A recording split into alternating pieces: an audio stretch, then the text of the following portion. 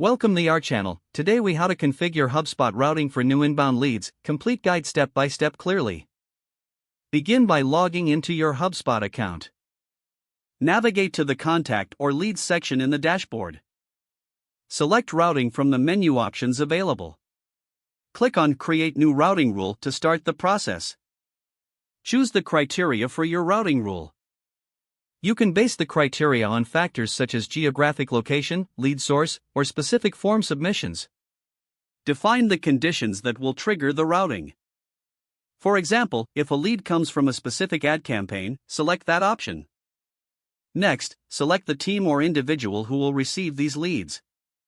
You can assign leads to specific sales reps or to a team for distribution. Review your settings to ensure everything is correct. Confirm your routing criteria and audience. Click Save to finalize the routing rule.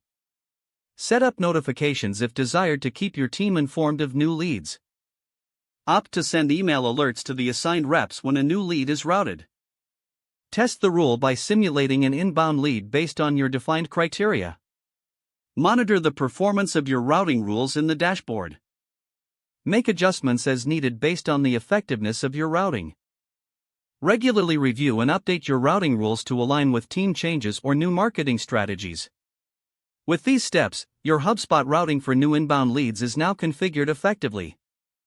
If the page does not load, refresh the browser or try again in a private or incognito window.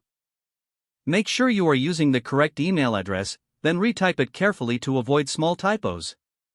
If your password is not accepted, use the reset option and create a new strong password you can remember.